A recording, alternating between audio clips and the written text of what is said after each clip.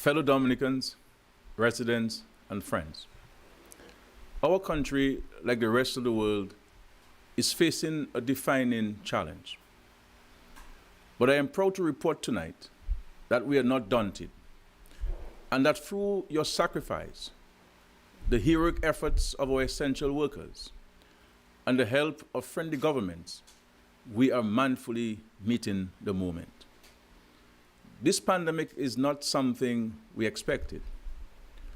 But when the history of this time is written, let it show that this generation came together, organized and sacrificed, and defeated a quintessential threat to our country.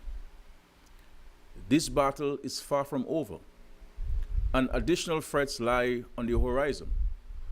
But we are determined to push on with the awareness, the understanding, and the discipline we have all shown thus far. As we have done in almost every stage of our development, this government is cognizant that the interests of our people must be at the center of every measure we take. For the many who have lost their incomes or are faced in a period of deep uncertainty, do not despair, for even more help is on the way. The business sector is an essential partner in our quest for development and empowerment, and we shall work with you to ensure that you remain viable and that you will be able to thrive again. Our fellow Dominicans who are stuck overseas can rest assured that we continue to work on various protocols that will soon allow you to return home. We thank God that in Dominica, as of today, Sunday, 17th May, we have no active COVID-19 cases. All of our 16 confirmed cases have successfully recovered, meaning none died through COVID-19. But now is not the time to let our guard down. I know that the measures that we have had to take to secure the health and well-being of all persons in Dominica have restricted your freedoms. But this has been done for the protection of all of us. We must not become complacent and forget that this disease is extremely contagious and has claimed the lives of more than 300,000 people worldwide in a space of a few months. While we have no active case at the moment in Dominica, it is important that community testing be done to determine whether there is community transmission that has so far gone undetected. This is important as we move to ease restrictions even further. As we move forward, there are also additional measures we must take to help cushion the effects of the pandemic on our citizens, as well as the plan to transition to the further reopening of the economy. We have spent almost $22 million in direct costs in our response to the pandemic so far. And there will be increasing demands to spend more, even at a time when, for obvious reasons, our revenues are plummeting. For the month of April 2020, collections from personal income tax declined by 12%. Corporate income tax declined by 91%. Value-added tax declined by 34%. Excise tax 30%, and import duties by 19%. Similarly, as expected, we have seen a decline in CBI revenue. Taxes collected by the Customs Division are estimated to decline by an average of 30% for the months of May to June 2020. Taxes collected by the Inland Revenue Division are projected to fall by an average of 20% for that same period. This must be viewed in the context of a country that is still recovering from the utter devastation caused by Hurricane Maria less than 3 years ago. Notwithstanding the negative impact of the pandemic on government's fiscal situation, we need to address the economic challenges currently being encountered by many of our residents and businesses has not been ignored. Very early on, with the assistance of the central bank, we engaged with financial institutions to provide relief to customers from payment of loans, mortgages, and credit card payments. In most instances, customers have the option to defer payments for a period of up to 6 months. And I'm advised that many people are taking advantage of that option. We also extended the deadline for the filing of personal and corporate income tax returns, and the payment of income tax was extended by 3 months for companies with financial year ending January 2020 to June 2020. We will also give consideration to waiving penalties for businesses that enter into payment plans within 6 months of the new payment deadline for amounts due in respect of the same tax periods. We have dramatically increased budgetary funding to the Ministries of Health and Agriculture. The Ministry of Health, because it is the lead ministry in our response to the pandemic, and Agriculture, because what has been made clearer than ever before is the importance of enhancing our food security and in improving export earnings from this sector. We are also committing to spend an additional 10 million EC dollars under the Contingency Emergency Response component of the Emergency Agriculture Livelihoods Project. Support will be provided to crop and livestock farmers. This will include the provision of planting materials, essential inputs such as fertilizer, small farming implements, and animal feed. To assist with meeting the cost of farm labor and other direct costs, cash grants have been approved to approximately 2,500 individual crop farmers. The amount of these grants is based on the size of the farmer's holding. Farmers with small holdings will receive grants of EC $700, medium holdings EC $1,400, and large holdings EC $2,800. This intervention is valued at EC $3.5 million. We also have an ambitious seedlings program, as well as direct assistance to pork and poultry farmers. The full details of the depth of our assistance plans for the entire agricultural sector will be unveiled this week by the ministry. We are confident that the interventions by the government will help lower the food import bill, reduce household expenditure, improve dietary quality, and increase sustainable employment. We should also see higher export volumes and increased income for families. Residents are encouraged to produce as much as possible, while government is doing its part to ensure that there are markets available for the sale of your produce. We have also agreed to purchase fresh produce and fish from farmers and fishers who are prepared to sell directly to government. Some of these produce will also be distributed to the most vulnerable in our communities. An amount of $3 million has been set aside to facilitate this program.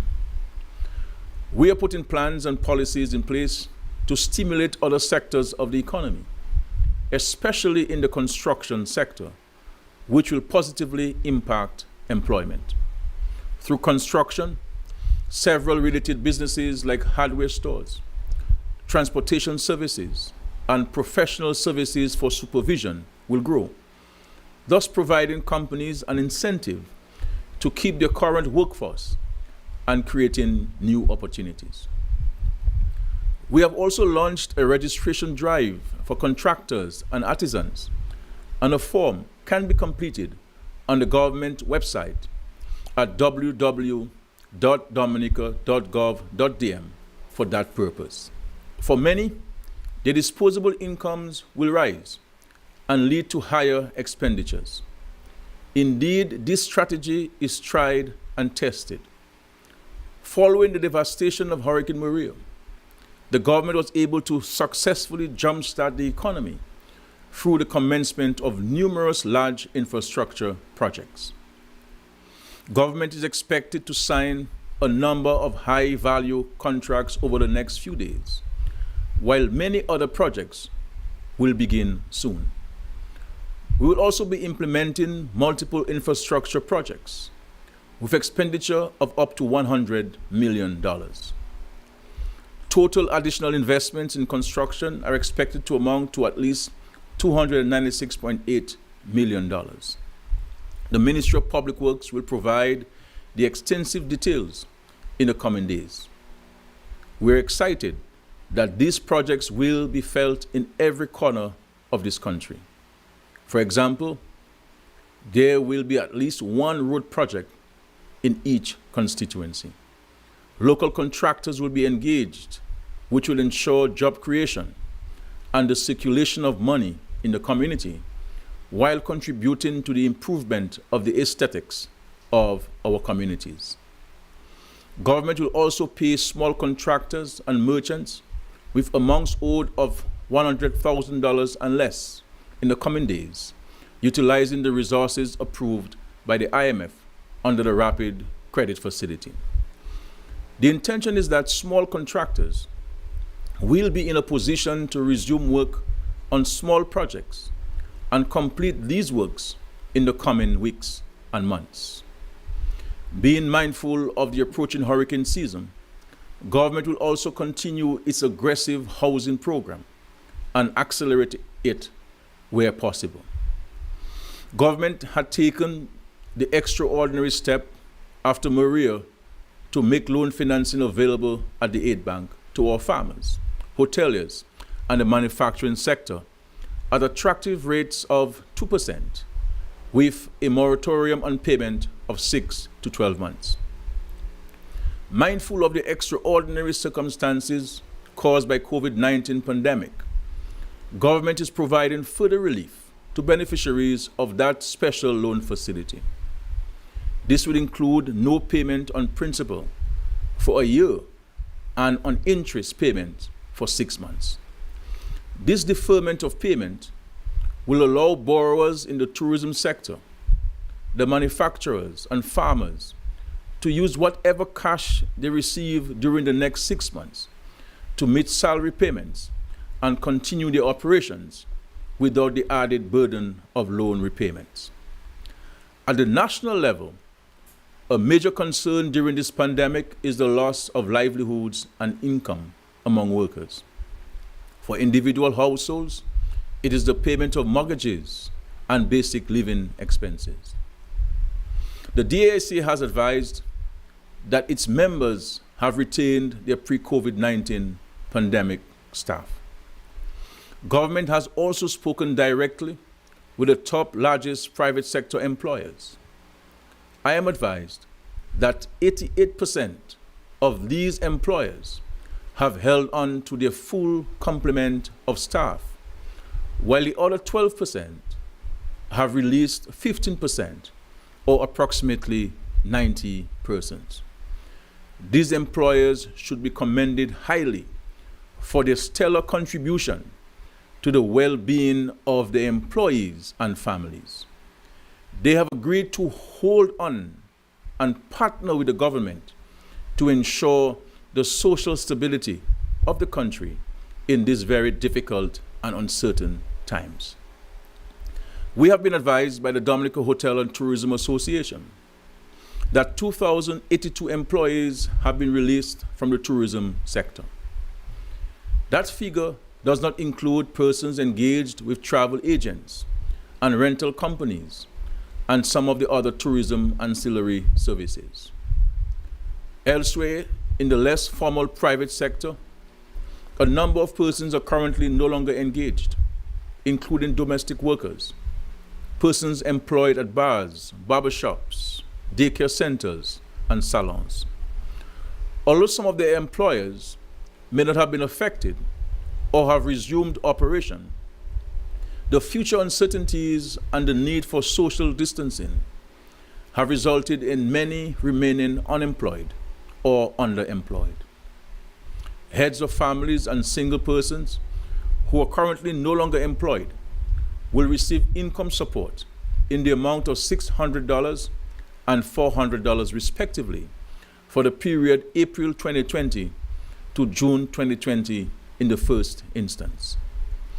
Funding in the amount of $15.7 million to the affected employees and self-employed will be provided exclusively by the government of Dominica, but will be made available through the Dominica Social Security, given the administrative capacity that is already in place. The details of how to apply for these grants will be provided by the Dominica Social Security. Additionally, to assist micro and small businesses, including self-employed persons such as manufacturers, bus drivers, barbers, hairdressers, and persons in the tourism sector, to bridge the financing gap created as a result of the pandemic, government will provide loans of up to $15,000 to micro and small enterprises at an interest rate of 1%. Access to these funds will be available from May 22, 2020. Payment of the first installment will be due 6 months after the receipt of the loan. This loan facility of $5 million in the first instance will be administered by the Aid Bank. The negative impact of COVID-19 pandemic has been felt by all, but a greater blow has been felt by the tourism sector.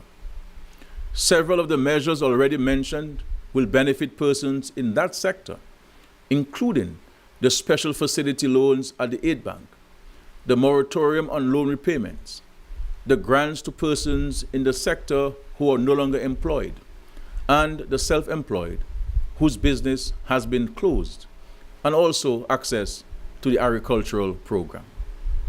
Hotels will be allowed to import several items on special concessions for 6 months, starting June 1, 2020. As an expression of gratitude for the social responsibility displayed by a great majority of employers in this country, the government will grant a rebate to companies equivalent to an 8% reduction in the corporate income tax rate applied to their chargeable income for income years ending December 31, 2019, and between January 1, 2020 and June 30, 2020.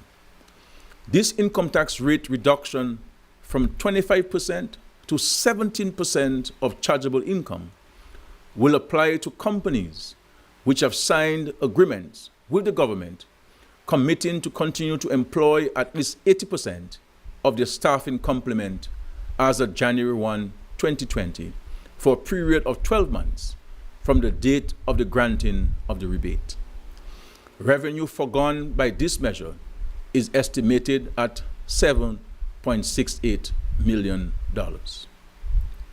The government of Dominica will reduce to 0% the import duty and the value-added tax, which are now charged on such things as disinfectants, cleaning supplies, protective gears, and face masks. This will be implemented immediately for 6 months in the first instance. It is estimated that those measures will cost the government $1.7 million in lost revenues, but we felt it urgent and necessary to help residents and businesses cushion the cost of the increased measures they have to take to ensure that proper hygiene is maintained. As a responsible government, we must take action to ensure a balanced approach and the sustainability of the healthcare system, government's finances, and the economy. This unprecedented uncertainty and precarious period requires much prudence as we seek to ensure the health, safety, and overall well-being of the residents of this country. We must all ensure that we continue to support the needs of the most vulnerable amongst us. And so, the social safety net programs, such as the Yes We Care and the Care for our senior citizens, including monthly pensions and allowance to 70 years and over, must continue. Government would have liked to give much more, but with an approaching hurricane season and no end in sight for COVID-19 pandemic, we must be measured in our approach. We intend to finance the mentioned measures through a combination of loans, government revenue, including the CBI funds, and reduction in recurrent expenditure. As part of the shared responsibility concept to face the challenges of COVID-19, the government of Dominica will establish a fund to allow Dominicans resident overseas, including our new economic citizens and CBI agents, to make a tangible contribution to the current socio-economic challenges caused by COVID-19. The objective is to support vulnerable households for a period of 6 months to help alleviate the social and economic impacts caused by the COVID-19 pandemic. Details of the receipt and distribution of funds are being finalized. However, it is government's intention that this fund be administered by a committee consisting mainly of members of civil society. I want to encourage all of us to embrace the concept of shared responsibility. We need to look out for each other, and especially for the most vulnerable amongst us. We are in a situation that is not of our own making, and practically overnight, our lives have been altered. Fellow Dominicans, we must be realistic and pragmatic. If this situation continues for an extended period, the government will have no choice but to make significant cuts. While the government has taken no decision to terminate anyone's employment or salary, we should not take this for granted, as no one knows how long the challenges will persist. People should not take advantage of the work from home protocols to be unproductive, because in the end, all of us will lose out. I want to encourage all citizens to curtail unnecessary expenditures and be creative and innovative in seeking out job opportunities in other areas. In addressing the reopening of different sectors of the economy, the guiding factor has to be protecting lives and livelihoods. To prevent community transmission, government continues to strengthen our surveillance, contact tracing, and isolation systems.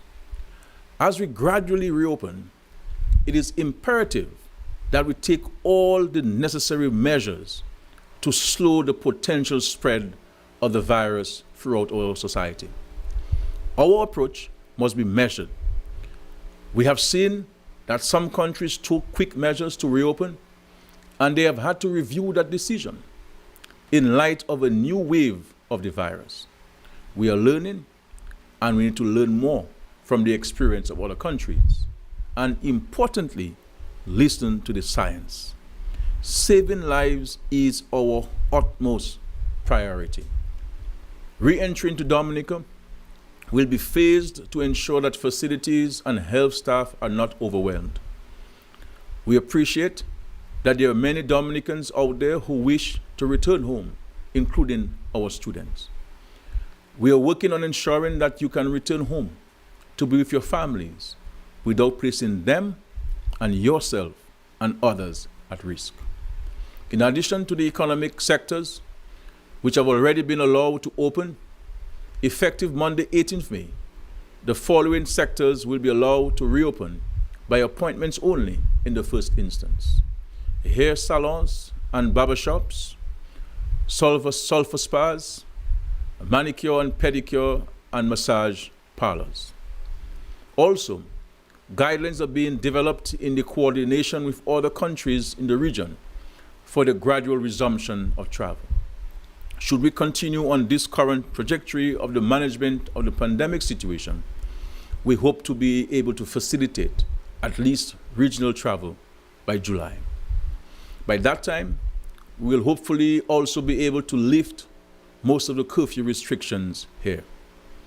Our projection also is that by that time, we will be able to consolidate the various protocols for the reopening of restaurants, bars, cinemas, and hotels. Discussions are ongoing with our church and faith-based leaders on how to facilitate the congregating of worshippers at their various places. I have deliberately refused to refer to that process as the reopening of churches, because the many religious leaders continue to remind me that church is not closed. For church, in a general sense, continues as people continue to worship in various ways, and that indeed the prayer warriors of this nation have been on their knees even while this country continues to move forward in faith on its feet. For the time being, schools, in terms of the traditional gathering of classes, will remain closed. Alternative methods of teaching, especially through online training, are continuing and being fine-tuned further. It may be necessary to continue with the current arrangements for the rest of the school term. In respect of all of these stages, proper planning is required. The appropriate protocols and guidelines are being developed for each sector and will be shared with you by the Ministry of Health at the appropriate time. I cannot overemphasize the need to adhere strictly to all health protocols. I have instructed that the environmental health officers conduct random checks on businesses to ensure that all protocols are being followed. We have noted that as restrictions are being lifted, there is a sense of returning to business as usual. The threat of COVID-19 is not over, and until a vaccine is found, we must function as if everybody is infected. In that regard, if you do not need to be out to access services or to go to work, we urge you to stay at home and maintain your distance from others outside of your home circle. If you go out walking or to access beaches or rivers, limit your time there. Fellow Dominicans, friends, we ask for your continued cooperation and support so that Dominica can successfully navigate this pandemic. I thank once again all of our frontline workers and essential service providers for their yeoman service to their fellow men and country. Throughout history, our country has faced many challenges, and on each occasion, our people have risen to the task. This is another moment in history.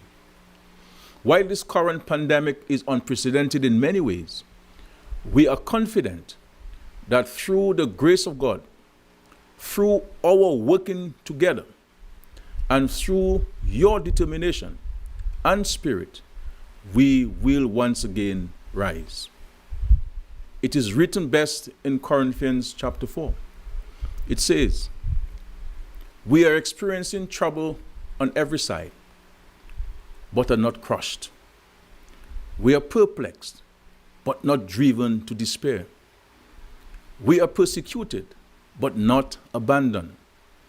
We are knocked down, but not destroyed."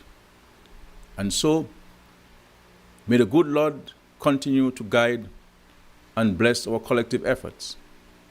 May the good Lord bless our country, Dominica, and all our families. I thank you.